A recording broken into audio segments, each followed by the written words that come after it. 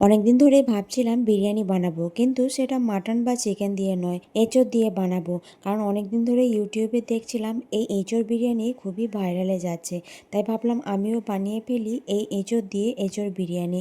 তো চলুন রেসিপিটা শেয়ার করা যাক হাই আপনাদের গাইস, সাথে। Welcome back to my YouTube channel রাখি রান্নাঘর। আমি রাখি তো আবার নিয়ে চলে এলাম আপনাদের জন্য নতুন একটা রেসিপি। নানা ধরনের রেসিপি দেখার জন্য চ্যানেলটা অবশ্যই সাবস্ক্রাইব করে নেবেন। ভিডিওটা ভালো লেগে থাকলে লাইক কমেন্ট শেয়ার করবেন। তো আজকের রেসিপি শুরু করা যাক।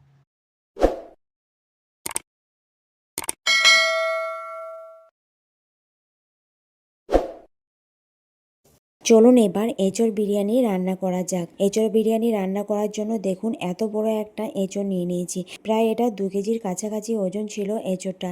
এঁচোড় তো সেরকম বাড়িতে কেউই পছন্দ করে না, তাই বাজারে কিনতে গিয়েছিলাম খুব ছোট দেখে একটা এঁচোড়, কারণ একার জন্যই খাবো তো তাই।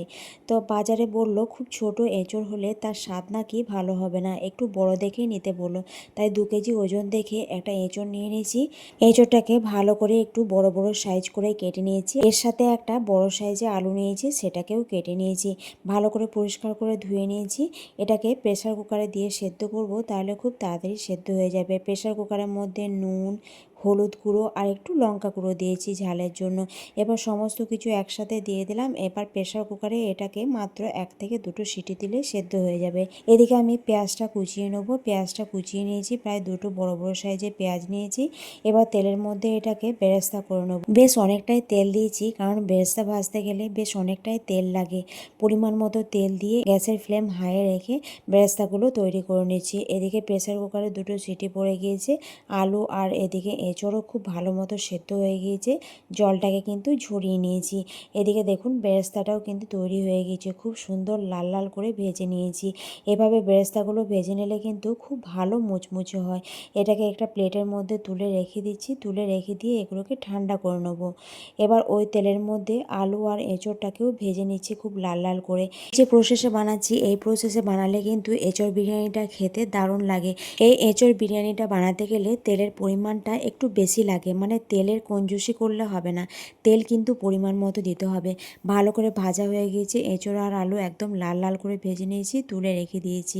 একটা জায়গা নিয়ে যা এঁচোড়গুলো একটা জায়গার মধ্যে তুলে নিচ্ছি, কারণ এটাকে মশলা দিয়ে এখন ম্যারিনেট করব।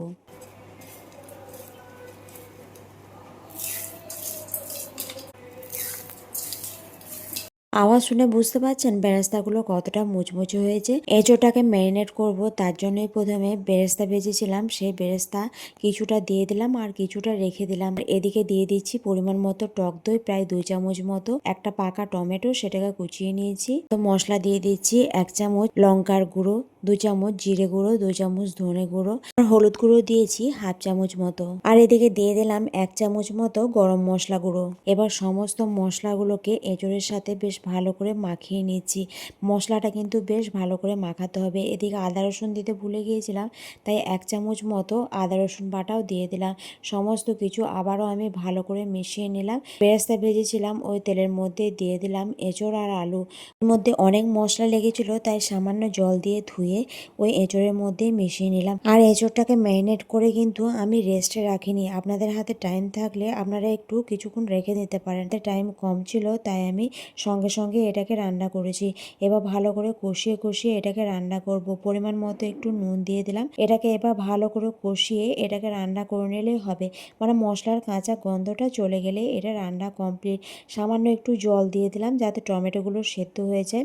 এবার জলটা শুকিয়ে গেলেই কিন্তু রান্নাটা কমপ্লিট হয়ে যাবে। ভালো করে সমস্ত কিছু মিশিয়ে নেওয়ার পর আলুগুলো দিয়ে দিলাম। ভেজে রাখা আলুগুলো মশলার সাথে সামান্য খানিকক্ষণ কষিয়ে নেবো। দেখুন কত সুন্দর তেল ছেড়ে গিয়েছে আর রান্নাটাও কিন্তু আমার কমপ্লিট হয়ে গিয়েছে, মানে এঁচোড়টা কমপ্লিট। দেখুন কালারটা কিন্তু কত সুন্দর এসেছে, দেখে কিন্তু লোভনীয় লাগছে। এদিকে ভাতটা তৈরি করে নেবো, তার জন্য জল নিয়েছি। জলের মধ্যে পরিমাণ মতো নুন দিয়ে দিলাম, ওটা গরম মশলা দিয়ে দিলাম, তেজপাতা, লবঙ্গ, এলাচ আর দারচিনি।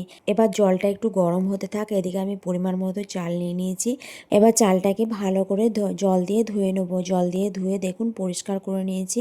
এবার জলটাও গরম হয়ে গিয়েছে। এবার জলটা গরম হয়ে যাওয়ার পর জলের মধ্যে চালগুলো আমি দিয়ে দিলাম। এবার এটাকে ভাতটাকে সেদ্ধ করে নেবো। প্রায় 70% মতো কুক করলেই হবে, খুব বেশি কুক করলে কিন্তু ভাতগুলো একদম গলে যাবে। তাই 70% মতো কুক করে নিতে হবে। এদিকে আমি দুধটা রেডি করে নিচ্ছি। দুধের মধ্যে দিয়ে দিচ্ছি একটু কেশর ফুড কালার। আপনারা চাইলে ফুড কালার নাও দিতে পারেন, দিলে এটা খুবই ভালো কালার আসবে। কিছুটা দিয়ে দিলাম কেওড়া জল আর কিছুটা গোলাপ জল দিয়ে সমস্ত কিছু রেডি করে এটাকে মিশিয়ে নিলাম। এবার এঁচড়ের ওপর কিছুটা দুধের মিশ্রণটা ছড়িয়ে দিচ্ছি, প্রায় 3 চামচ মতো দিয়ে দিলাম। এদিকে দেখুন ভাতটাও কিন্তু রেডি করে নিয়েছি, মানে ভাতটা প্রায় 70% মতো কুক হয়ে গিয়েছে। দেখুন এবার জলটা কিন্তু ছেঁকে নিয়ে ডাইরেক্ট এর ওপর কিন্তু দিয়ে দিচ্ছি, মানে আর কোনো লেয়ার হবে না, একটা লেয়ারেই কিন্তু এটা রেডি হয়ে যাবে। যেহেতু একজনের জন্যই রান্না করছি, মানে আমার জন্য, তো একটা লেয়ারেই কিন্তু এটা কমপ্লিট হয়ে যাবে। ভাতগুলো ছড়িয়ে দিলাম। সমস্ত ভাতগুলো ছড়িয়ে দেওয়ার পর এর ওপর কিছু মশলা দিয়ে দেবো। দেখুন ভাতটাকে খুব সুন্দর করে ছড়িয়ে নিয়েছি। এরপর দুধের যে মিশ্রণটা রেডি করেছিলাম সেটাই 3 থেকে 4 চামচ মতো দিয়ে দিলাম। কিছুটা বেরেস্তা দিয়ে দিলাম, যে বেরেস্তাটা বাঁচিয়ে রেখেছিলাম সেটা ছড়িয়ে দিলাম ভালো করে। এবার এর মধ্যে দিয়ে দিচ্ছি পুদিনা পাতা। এটা আমাদের বাড়ির গাছের একদম ফ্রেশ পুদিনা পাতা। এটা দিলে ফ্লেভারটা কিন্তু খুব ভালো আসে। এরপর দিয়ে দিচ্ছি বিরিয়ানি মশলাটা দিতে ভুলে গিয়েছিলাম আগে, তাই সবার শেষে দিয়ে দিলাম বিরিয়ানি মশলা। কিছুটা ছড়িয়ে দিলাম। ছড়িয়ে দেওয়ার পর ঢাকনা চাপা দিয়ে এটাকে একদম লো ফ্লেমে কিছুক্ষণ এটাকে দমে দিয়ে রান্না করলেই কিন্তু রেডি হয়ে যাবে। এটাকে প্রায় 15 থেকে 20 মিনিট মতো দমে দিয়ে এটাকে রান্না করে নিয়েছি। দেখুন একদম কত সুন্দর এটার দম হয়ে গিয়েছে আর পুরোপুরিভাবে এটা রেডি হয়ে গিয়েছে। আর কত সুন্দর লাগছে দেখতে, দারুণ লাগছে কিন্তু। আর গন্ধটা যা আসছিলো, ফ্লেভারটা দারুণ আসছিলো কিন্তু। এবার এটাকে কিন্তু গরম গরম সার্ভ করে নেবো। এটা শুধু শুধু খেতে জাস্ট দারুণ লাগে, খুবই ভালো হয়েছিল খেতে।